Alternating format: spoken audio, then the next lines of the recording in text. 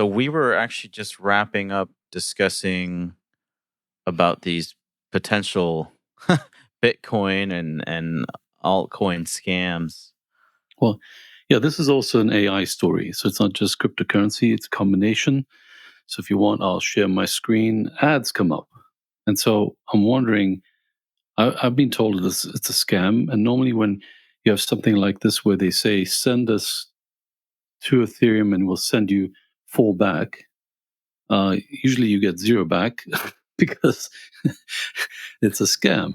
Welcome to AI Chat Podcast. My name is Nico. And my name is Sean. Every time we do a podcast is go over good AI tools that you can use that are productive, that can help you out. The walls in the box are coming in. Oh, you buy hard assets, you're paying your mortgage and funny money. So You're too busy to grow your business? Or to save your business. If you don't do this, you won't be in business. We've been in business for 38 years. We've outsourced everything to China. The company went away. We can go solve other people's problems. It smelled like perfume. There were all these women. I want Sarah. Here's a bucket of water. You're in the desert. You want the bucket of water? No? Okay, I'm going to the next guy. Okay, we're on the stage. Welcome to another podcast of AI Chat Podcast. This is episode random 12. We 12 again.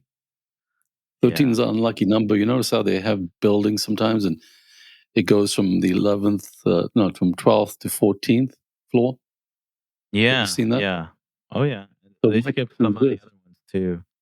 Yeah, but just because you name it floor 14, that means physically the 13th floor does exist. Right. You know what I'm saying? I know. It's just a stigmatic practice. It's just about stigma. Yeah. Or okay, superstition. So in this podcast, we're going to be talking about it's a combination of AI and cryptocurrencies, and it's a scam that's going on YouTube. And I'm kind of shocked because I've been watching the scams still occurring on YouTube. Every day. So I'm going to share my screen and we'll listen to the scam. I'll explain what it is. I'm pretty sure it's a scam, and I don't know why YouTube is letting it go through. But let's share my screen.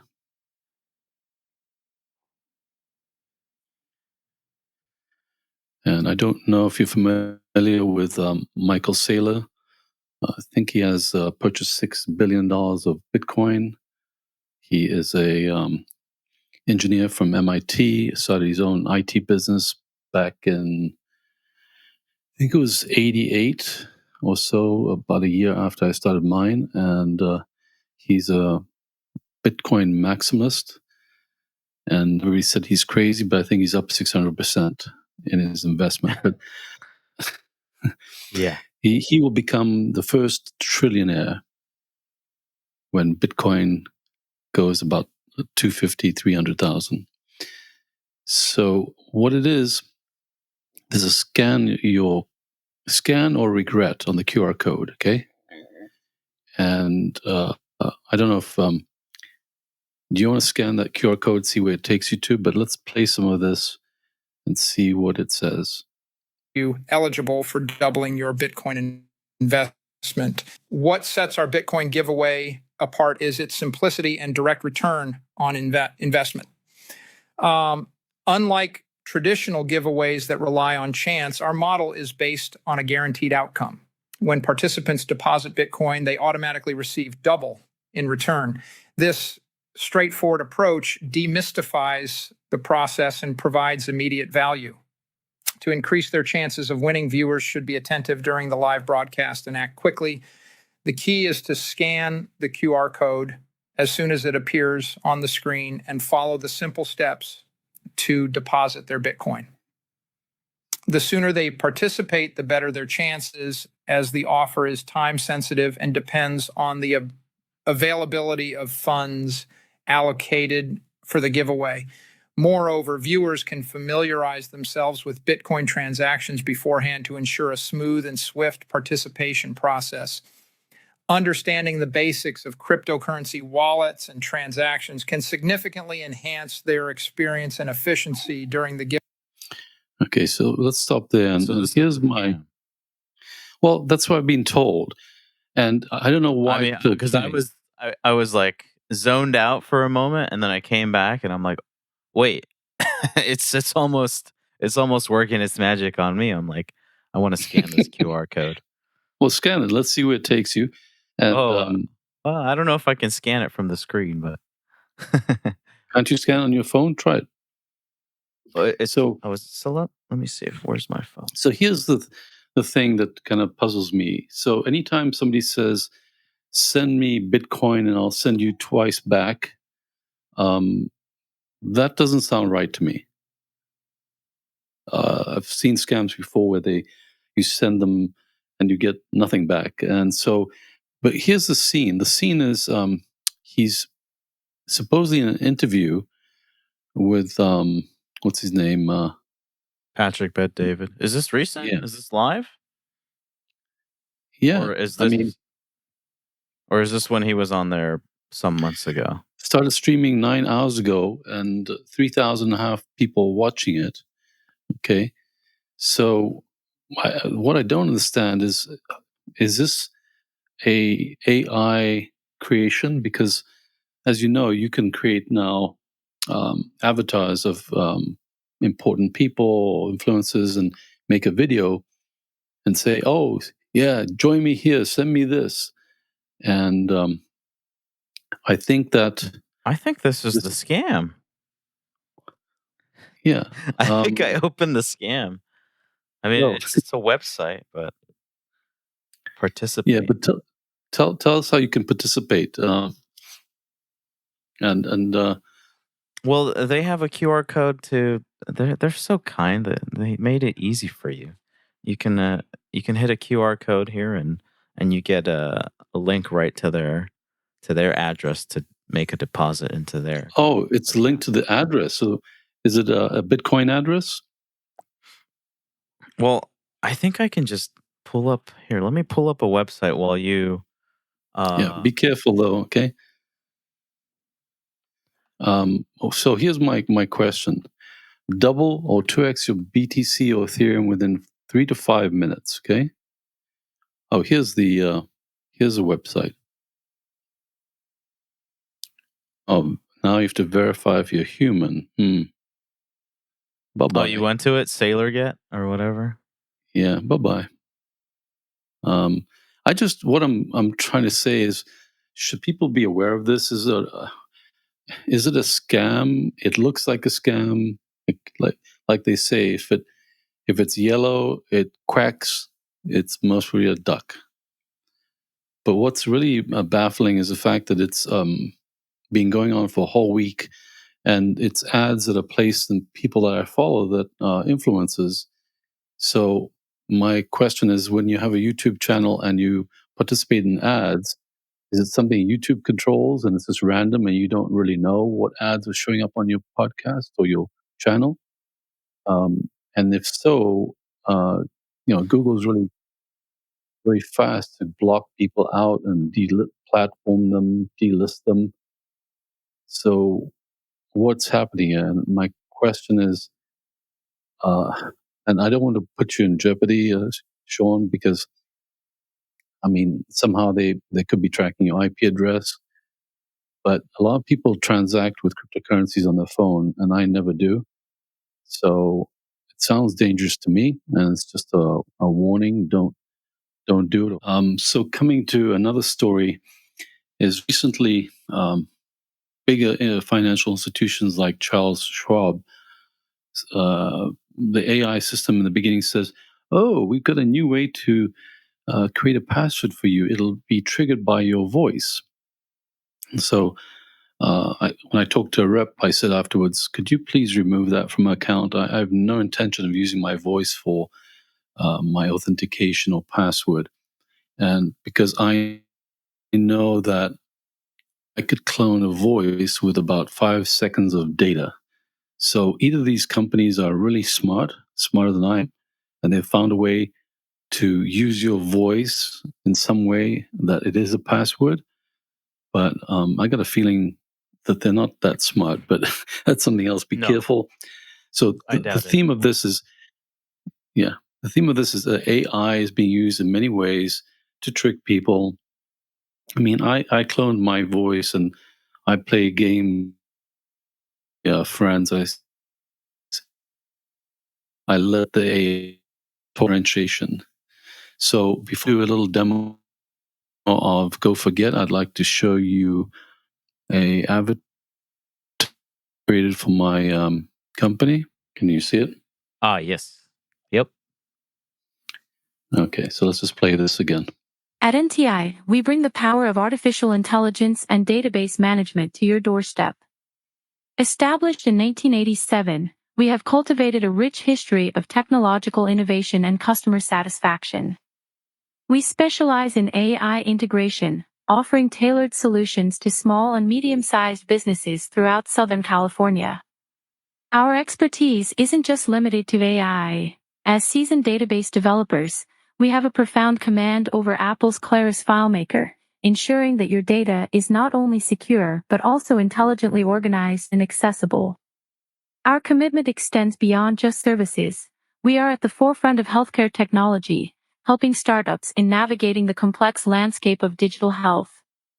The crowning jewel of our achievements is our upcoming state-of-the-art healthcare solution MedNexus, powered by AI, designed to transform healthcare management through efficiency, accuracy, and predictive analytics. Choose NTI for a partnership where innovation meets reliability and future-ready solutions. That was good. Why is it recording this? What's that? Why is it playing my audio? Oh, hang on. Oh, it skipped to the next video. That's why. YouTube, my friend.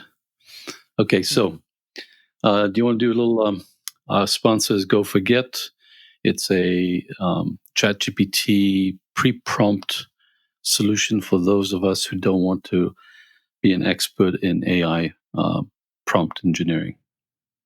Sure. Yeah, I am getting logged in.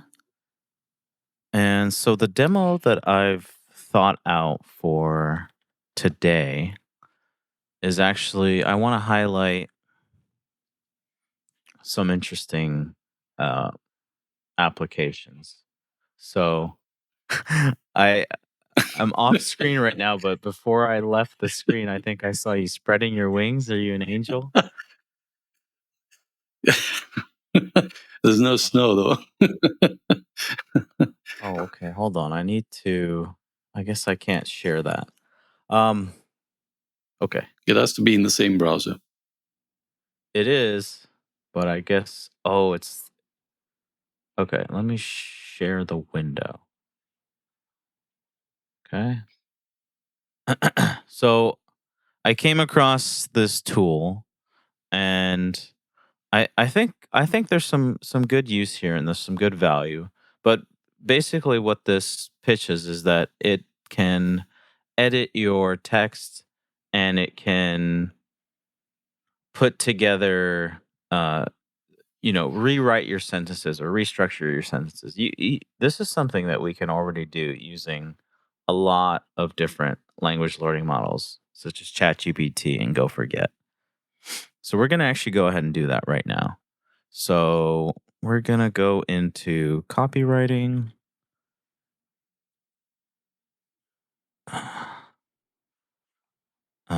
I want to rewrite the first 5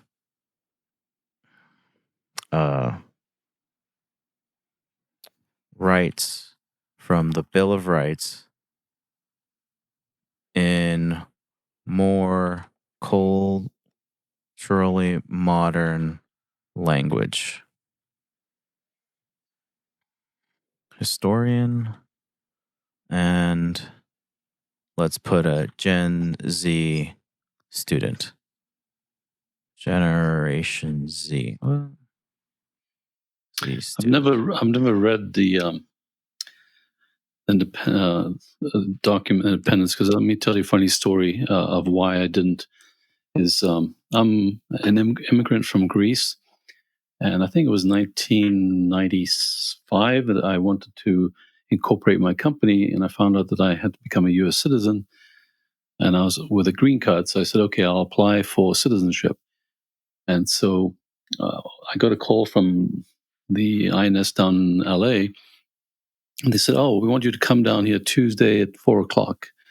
I said, fine, I'll go. I was so busy with my business, I didn't really pay attention to why I was going down there.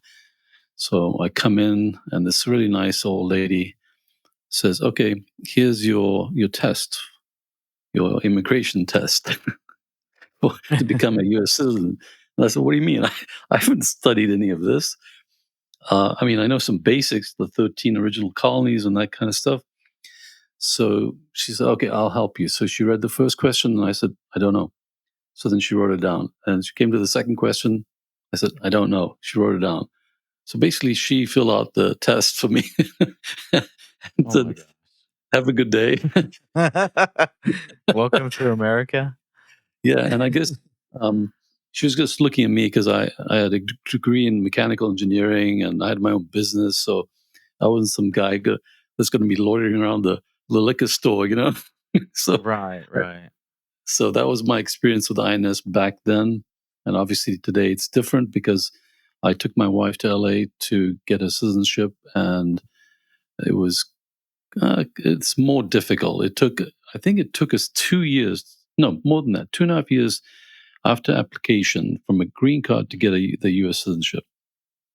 So anyway, just a sidebar to what you're doing, in the sense that, Vivek, the new presidential candidate for the Republicans, has made a statement that everybody got pissed off about. And he says every person, I think, that is going to vote from ages of 18 to 26 has to pass a citizen test because he thinks that you shouldn't be able to be voting if you don't understand, what our Constitution is, what we stand for, and have some kind of common knowledge. So people are kind of annoyed, but I think it's a cool idea.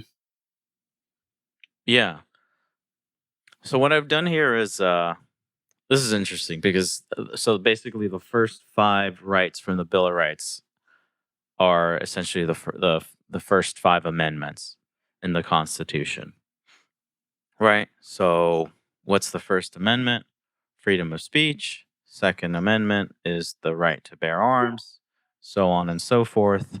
And let's see how Gopher was able to rewrite this. And this is what I wanted to exemplify is that there's a lot of AI tools coming out, and that was another point I wanted to touch on. Let me see if I can bring that tab over. This is part of the reason. Oh, did I just close the tab? No, I could see GopherGet.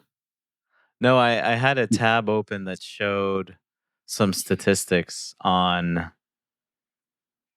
That's all right. We'll let it go for now. I had some statistics on the explosion of AI tools that people have been using in 2023. I think the figure was 6 million spent by consumers in 2023 on AI based apps, like apps in the App Store, Google Play Store, so on and so forth. So we can only, well, AI can tell us predictably how much that's going to expand in 2024. And I just wanted to highlight that, yes, you're already able to do these things if you know that you have that ability to do so. So essentially, what this and I don't want to, again, I'm not knocking Hemingway. I think it has its use cases, and I think it's actually quite a fine tool because it can help you simplify some of your writing language if you write too densely, or help elevate if the inverse is true. So here we have, in simpler terms, the first 5 rights. So freedom to express yourself, right to speak your mind, share your thoughts. Okay, freedom of speech. Excellent. Anyway, So, what you're trying to prove a point, so why don't you tell us what the point is? Because I don't know how many people are interested in the Constitution. well, that was the point, is that, by having the awareness that we can ask for that, that we can ask, hey, take something I've already written, and that's how you should be doing writing with AI. You should be writing out a draft, writing out your best effort because that's ultimately your voice, your intention, and then having AI come in and, hey, spruce this up. I want you to improve my language. I want you to fix my grammar. I want you to make this more persuasive. I want you to sell this better, so on and so forth. You can utilize AI to improve your writing and help you produce better uh anything, sales pitches, letters, emails, everything, anything that you're writing. But here's a premise of what GopherGet does, and I think I realized this last April, is that people were getting annoyed with the responses they were getting from the prompt they put in AI. And so I got the idea is how can we make it so we ask a basic question like, here's what I'm looking for, but then we have to gather more information about the end user, who's the audience. And then what GopherGet is it takes all those pieces and it creates a prompt. So it's a pre-prompt that creates a prompt that will get the best results from ChatGPT that maybe the end user was expecting. And I think it's a perfect tool for those people that don't want to get into deep like AI and how can I ask it this question. It's a tool for the masses that will simplify the experience and also make it a better experience because once they get the right answers for the questions they ask, they tend to use it more and say, wow, this is a cool tool. And the gopher is a friendly animal. So we want to also make a statement that, yes, there's certain bad things that are going to happen with AI, but GopherGet is trying to be your friendly animal to take care of your needs. And so I think that was the main premise. I love it. Yep. That's a great way to put it, Nico. Thank you. And you had one more topic to touch on, or is that a wrap? No, I think that's a wrap. And so are we going to episode 13 next time?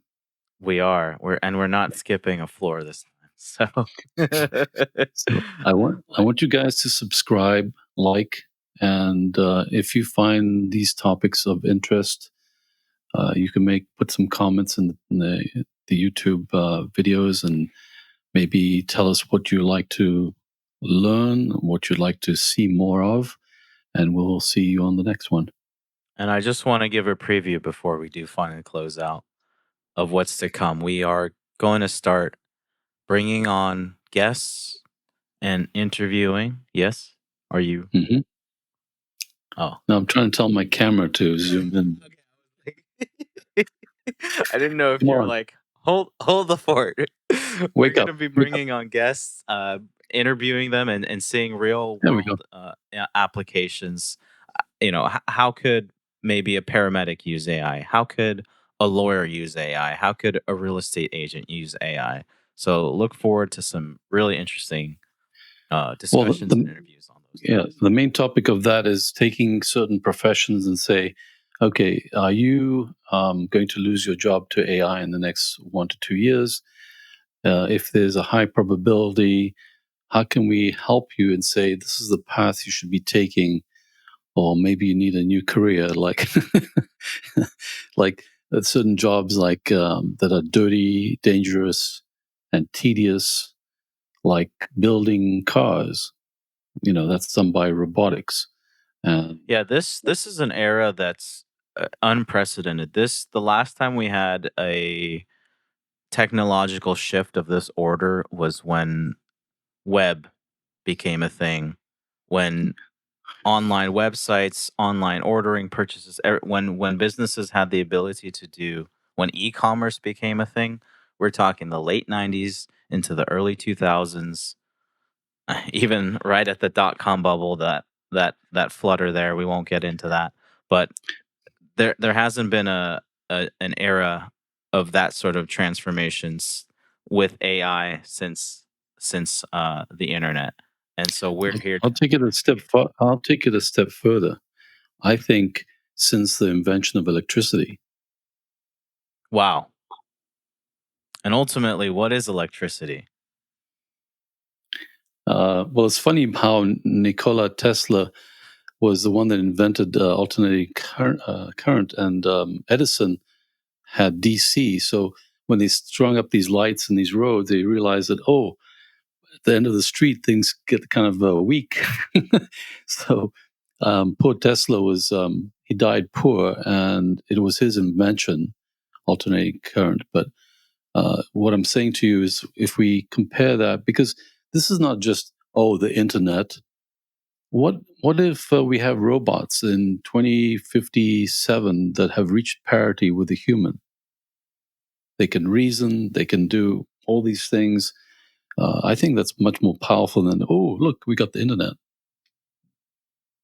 Oh yeah, and we're in a world where acceleration, speed of execution, and ability to leverage I mean, okay. For cars, we look at horsepower, right? How much output you're getting, but now we're going to start thinking in terms of what is the multiplier on human manpower that you can get out of an AI utility, a tool, whatever, software. So, really exciting things to get into in 2024. Thanks so Okay, so much, let's Nico. let's end it with a joke. Okay, I'm going to ask a question, Sean. Okay. What do you think is the best autonomous vehicle? Oh, I don't have an answer to that. So, Okay. leave your thoughts and responses in the comments. No, it's a And horse. It's a horse. is it? So it's all-terrain vehicle.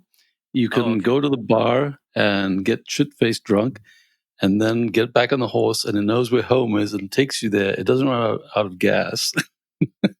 So Oh, nice. it's the best I don't autonomous vehicle. stop by at the EV station for 14 hours to So get my that slow charge in. yeah, I heard that from Andreas Antonopoulos, a very famous Bitcoin. I guess he was an inventor, but he's disappeared, and I think he's gone under. But he used to do all the videos I watched back in 2016, and he said that joke, and I thought, wow, that's pretty cool, because you're right.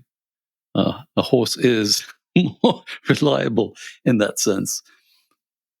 So, see you guys next time. Thank you for watching, and we'll look forward to seeing you again. All right. Bye. Thanks. Take care.